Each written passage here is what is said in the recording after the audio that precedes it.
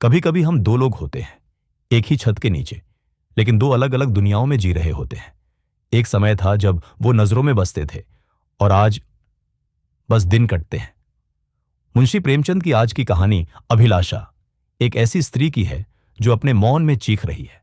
तो आइए डूबते हैं इस मौन वेदना में। कल पड़ोस में बड़ी हलचल मची। एक पान वाला अपनी स्त्री को मार रहा था।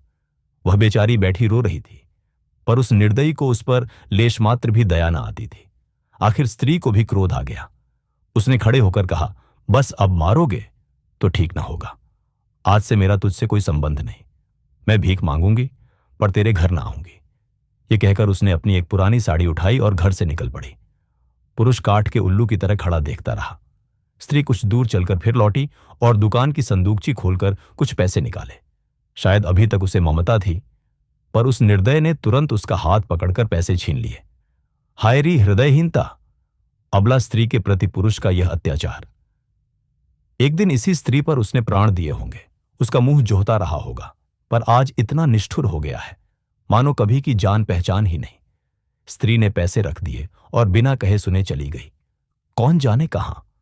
मैं अपने कमरे की खिड़की से घंटों देखती रही कि शायद वह फिर लौटे या शायद पान वाला ही उसे मनाने जाए, पर दो में से एक बात भी न हुई। आज मुझे स्त्री की सच्ची दशा का पहली बार ज्ञान हुआ। यह दुकान दोनों की थी। पुरुष तो मटर गश्ती किया करता था, स्त्री रात दिन बैठी सती होती थी। 10-11 बजे रात तक मैं उसे दुकान पर बैठी देखती थी। प्रातःकाल नींद खुलती तब भी उसे बैठी पाती।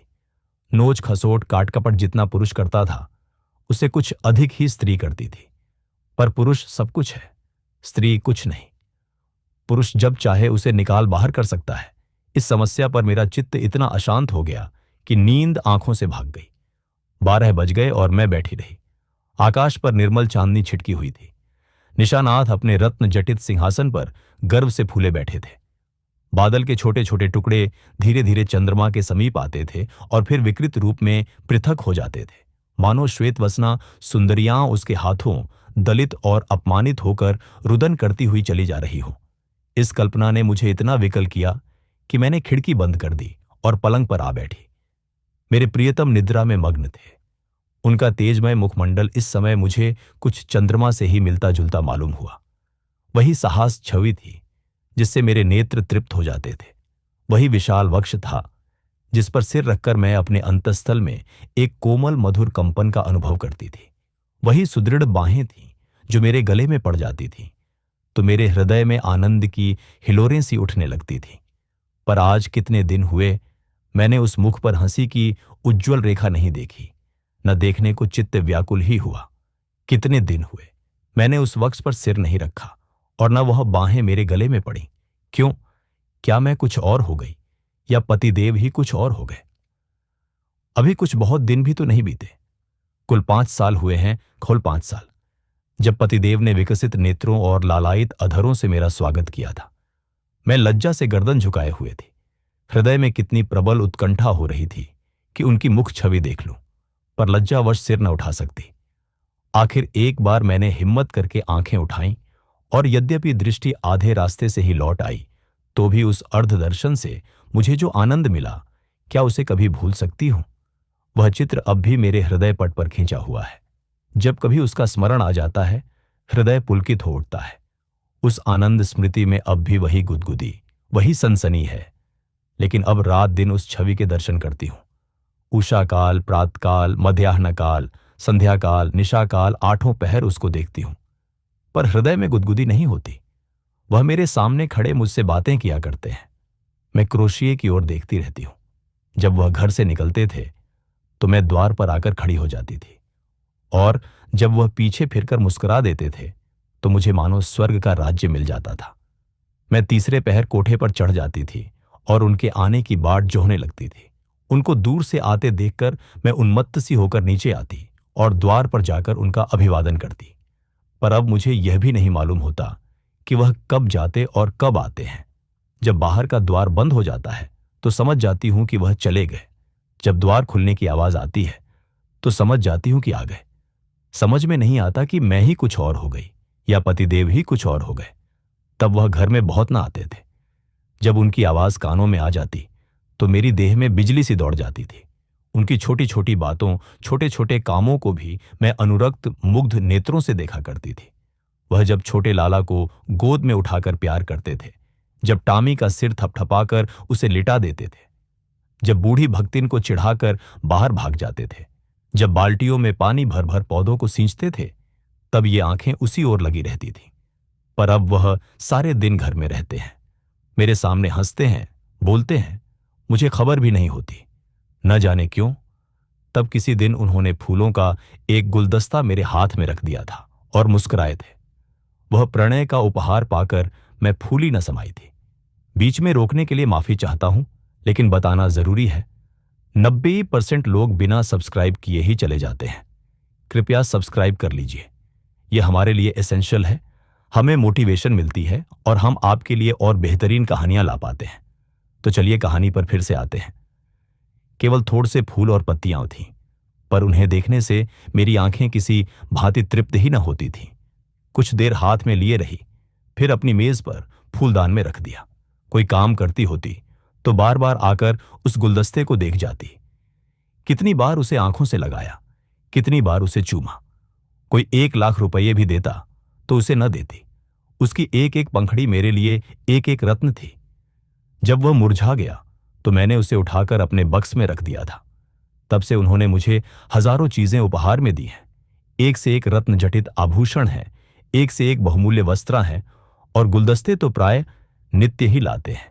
लेकिन इन चीजों को पाकर वह उल्लास नहीं होता। मैं उन चीजों को पहनकर आईने में अपना रूप देखती हूं और गर्व से फूल उठती हूं। अपनी हमजोलियों को दिखाकर अपना गौरव और उनकी ईर्ष्या बढ़ाती हूं।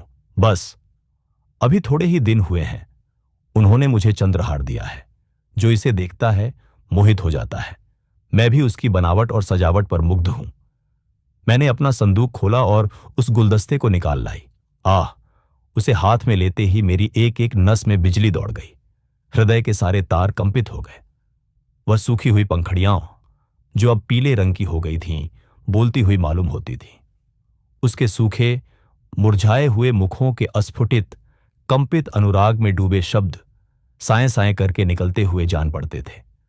किंतु वह रत्न झटित कांति से दमकता हुआ हार स्वर्ण और पत्थरों का एक समूह था, जिसमें प्राण न थे, संझा न थी, मर्म न था। मैंने फिर गुलदस्ते को चूमा, कंठ से लगाया, आर्द्र नेत्रों से सींचा और फिर संदूक में रखाई। आभूषणों से भरा हुआ संदूक भी उस एक स्मृति चिन्ह के सामने तुच्छ था। यह क्या रहस्य था? फिर मुझे उनके एक पुराने पत्र की याद आ गई। उसे उन्होंने कॉलेज से मेरे पास भेजा था। उसे पढ़कर मेरे हृदय में जो आनंद हुआ था, जो तूफान उठा था, आंखों से जो नदी बही थी, क्या उसे कभी भूल सकती हूं? उस पत्र को मैंने अपनी सुहाग की पिटारी में रख दिया था। इस समय उस पत्र को पढ़ने की प्रबल इच्छा हुई। मैंने पिटारी से वह पत्र निकाला। उसे स्पर्श करते ही मेरे हाथ कांपने लगे, हृदय में धड़कन होने लगी। मैं कितनी देर उसे हाथ में लिए खड़ी रही, कह नहीं सकती। मुझे ऐसा मालूम हुआ कि मैं फिर वही हो गई हूं जो पत्र पाते समय थी। उस पत्र में क्या प्रेम के कवित्तमय उद्गार थे, क्या प्रेम की साहित्यिक विवेचना थी, क्या वियोग व्यथा का करुण क्रंदन था? उसमें तो प्रेम का एक शब्द भी न था। लिखा था, कामिनी, तुमने 8 दिनों से कोई पत्र नहीं लिखा। क्यों नहीं लिखा? अगर तुम मुझे पत्र न लिखोगी तो मैं होली की छुट्टियों में घर न आऊंगा, इतना समझ लो। आखिर तुम सारे दिन क्या करती हो? मेरे उपन्यासों की आलमारी खोल ली है क्या? आपने मेरी आलमारी क्यों खोली? समझती होगी मैं पत्र न लिखूंगी तो बच्चा खूब रोएंगे और हैरान होंगे। यहां इसकी परवाह नहीं। 9 बजे रात को सोता हूं तो 8 बजे उठता हूं। कोई चिंता है तो यही कि फेल ना हो जाऊं। अगर फेल हुआ तो तुम जानोगी।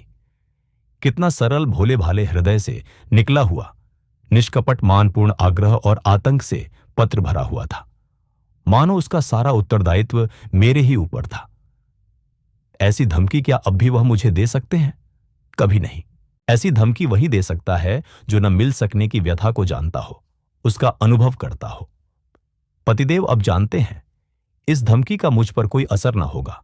मैं हंसूंगी और आराम से सोऊंगी, क्योंकि मैं जानती हूं वह अवश्य आएंगे और उनके लिए ठिकाना ही कहां है, जा ही कहां सकते हैं। तब से उन्होंने मेरे पास कितने पत्र लिखे हैं।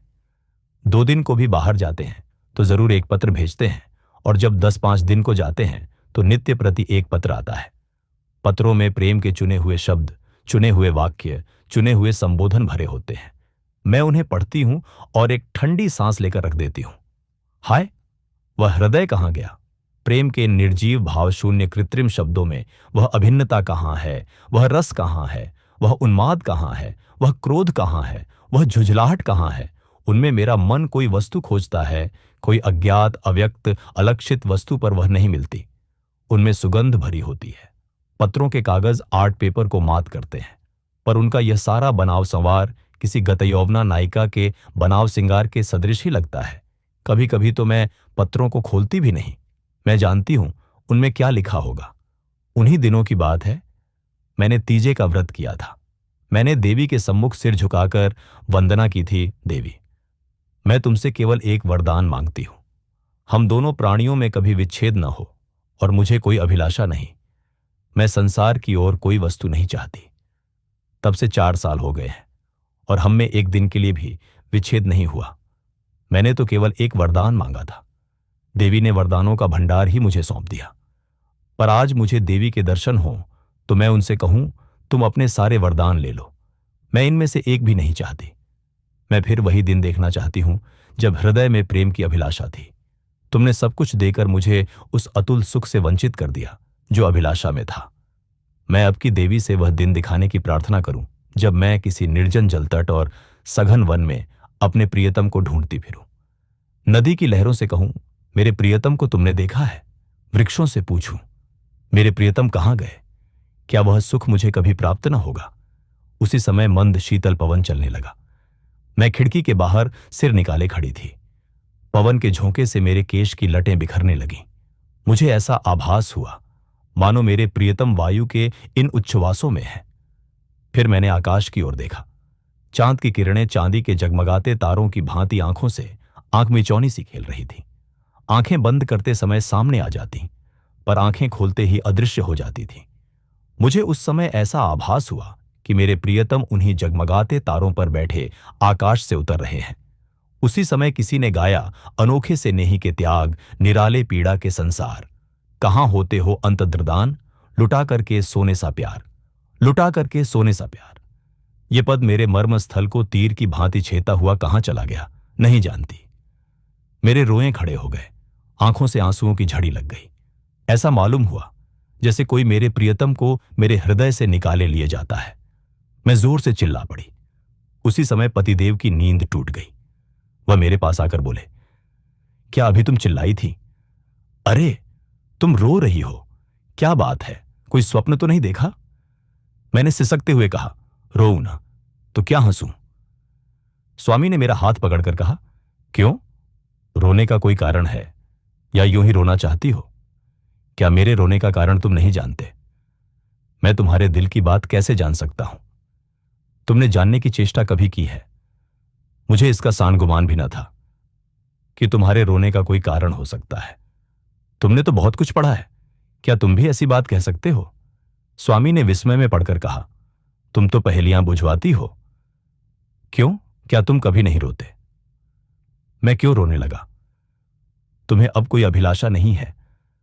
मेरी सबसे बड़ी अभिलाषा पूरी हो गई। अब मैं और कुछ नहीं चाहता। यह कहते हुए पतिदेव मुस्कुराए और मुझे गले से लिपटा लेने को बढ़े। उनकी यह हृदयहीनता इस समय मुझे बहुत बुरी लगी। मैंने उन्हें हाथों से पीछे हटाकर कहा, मैं इस स्वांग को प्रेम नहीं समझती। जो कभी रो नहीं सकता वह प्रेम नहीं कर सकता। रुदन और प्रेम दोनों एक ही हृदय से निकलते हैं। उसी समय फिर उसी गाने की ध्वनि सुनाई दी, अनोखे से नेही के त्याग, निराले पीड़ा के संसार, कहाँ होते हो अंतर्धान लुटा करके सोने सा प्यार। पतिदेव की वह मुस्कुराहट लुप्त हो गई।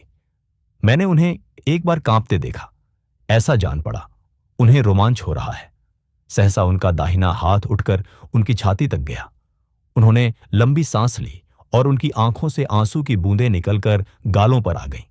तुरंत मैंने रोते हुए उनकी छाती पर सिर रख दिया और उस परम सुख का अनुभव किया जिसके लिए कितने दिनों से मेरा हृदय तड़प रहा था।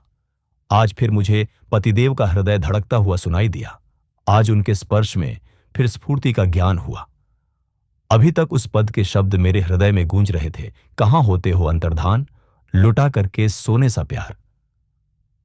क्या आप भी कभी किसी रिश्ते में सिर्फ औपचारिक बनकर रह गए हैं? क्या आपने भी कभी उस मौन को सुना है जो शब्दों से ज्यादा कहता है? मुंशी प्रेमचंद की अभिलाषा हमें यह सोचने पर मजबूर करती है कि प्रेम केवल शुरुआत में नहीं, हर रोज निभाना पड़ता है। अगर कहानी ने आपको छू लिया हो तो लाइक कीजिए, कमेंट कर अपने विचार साझा कीजिए, और हां, सब्सक्राइब करना ना भूलिए, क्योंकि हम आपके लिए ऐसी ही संवेदनशील कहानियां लाते रहेंगे, सिर्फ साहित्य की दुनिया में।